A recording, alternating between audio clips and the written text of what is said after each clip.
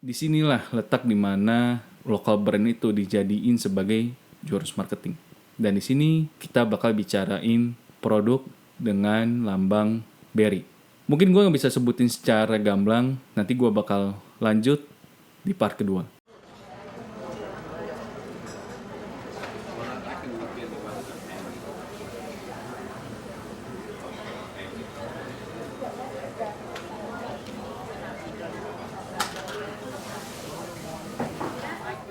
Ini kita ngelanjut dari pembahasan soal local brand ini ya. Sorry kalau misalkan lagi nggak bisa buka video karena gusi gue lagi bengkak setelah cabut gigi. Jadi mungkin gue bakal tambal dengan beberapa video template aja, terus juga beberapa foto dan video yang memang sesuai sama brand dan peristiwanya gitu ya, termasuk berita yang ada di dalamnya.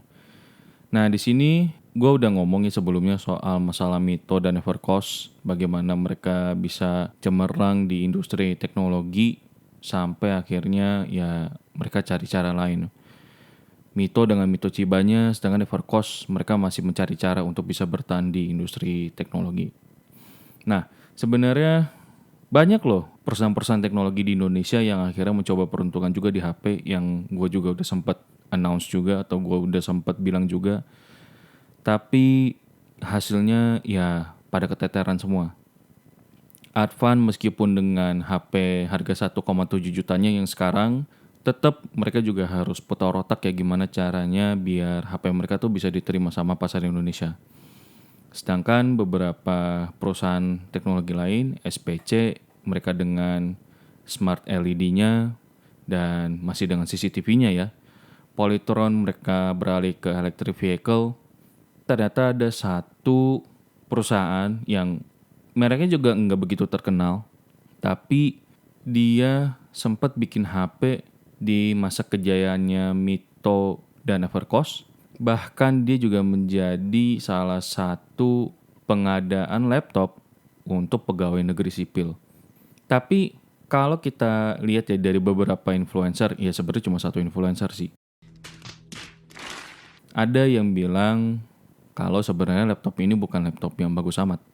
Gua mungkin di sini nggak mau nyebut mereknya, tapi kita sebut aja sebagai ini Berry.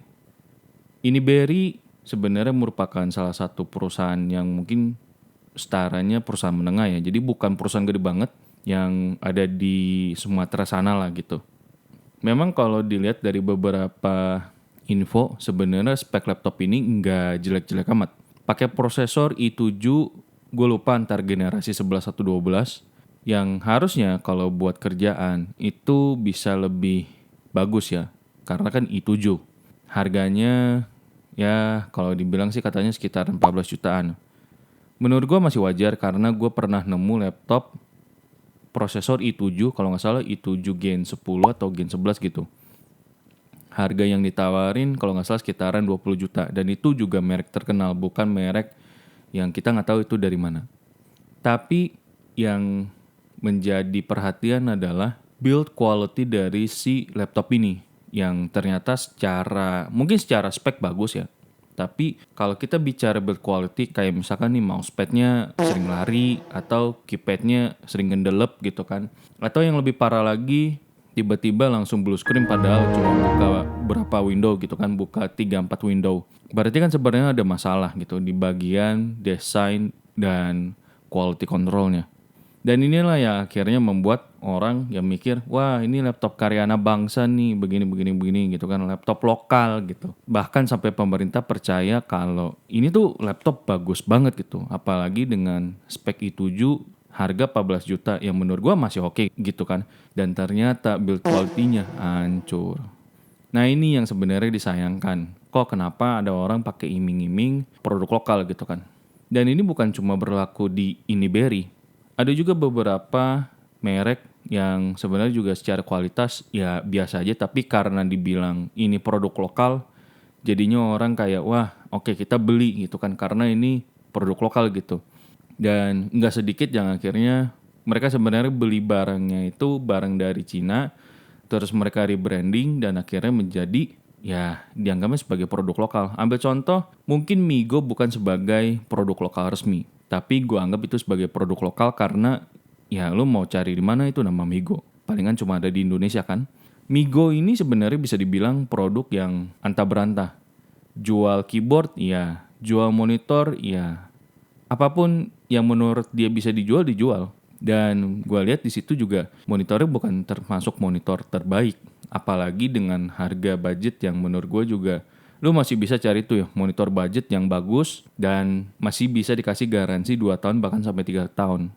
Jadi menurut gue sangat-sangat disayangkan gitu loh dengan kualitas yang sangat biasa. Gue nggak bisa bilang jelek ya, tapi gue bilangnya sangat biasa, nggak bisa ngapa-ngapain juga.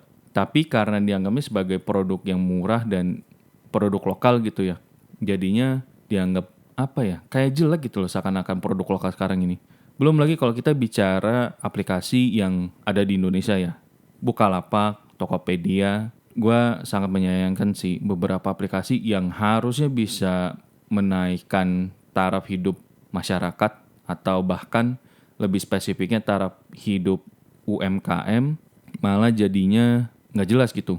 Bukalapak yang awalnya dia buat apa ya kayak kasih tuh semua peluang buat orang-orang yang mau buka usaha, yang mau ngejalan bisnis kecil gitu kan. Kayak furniture, kayak jual kosmetik atau apa gitu ya. Tapi mereka akhirnya beralih menjadi orang yang menjual barang digital kayak token pulsa, token listrik. Nggak salah sih, cuma menurut gue sangat disayangkan karena definisi Bukalapaknya jadi hilang gitu loh. Terus juga dari Tokopedia, gue sangat menyayangkan Tokopedia yang harusnya bisa menjadi bagian dari pertumbuhan ekonomi masyarakat gitu ya. Malah dimatikan oleh salah satu perusahaan yang kalau menurut gue sih kayaknya dia punya dendam gitu loh sama pemerintah kita gitu ya. Dan menurut gue sih ini harus ditindak tegas karena Tokopedia bukan lagi bicara perusahaan makro atau perusahaan skala besar. Tapi ini perusahaan yang bisa memberikan dampak ke seluruh UMKM yang mereka mau naik kelas, yang mereka mau naik taraf, justru malah dimatiin oleh salah satu perusahaan yang tadi gue bilang dia punya dendam sama pemerintah. Belum lagi kita bicara Gojek yang sebenarnya juga menjadi penopangnya buat orang-orang yang susah buat dapetin kerja. Mereka akhirnya jadi sopir, malah diisuin bakal diakuisisi sama Grab. Gue bukannya bilang itu jelek ya, cuma jadinya banyak monopoli. Terus juga yang gue takutin adalah keamanannya jadi lebih rentan. Dan gue gak tahu apakah dengan diakuisisinya Gojek sama Grab ini bakal menaikkan taraf hidup masyarakat. Itu yang menurut gue sangat disayangkan sih. Sebenarnya beberapa produk yang bahkan dibilang produk karya anak bangsa atau produk lokal malah jadinya ya begitu. Banyak yang kurang efektif. Mungkin bukan kurang efektif ya, tapi kayak kurang apa ya, kok kayaknya nggak bisa naik kelas gitu loh. Kayaknya nggak bisa bertahan hidup lebih lama. Kayak Indomie, Sarimi, mie sedap, terus sambal ABC. Belum lagi kita bicara produk-produk clothing ya yang sebenarnya udah lama juga gitu. Kenapa kok kayaknya di industri teknologi Indonesia susah banget gitu ya. Kalau menurut gue mungkin bukan karena sumber dayanya, tapi cara mengelolanya aja sih yang menurut gue agak begitu susah.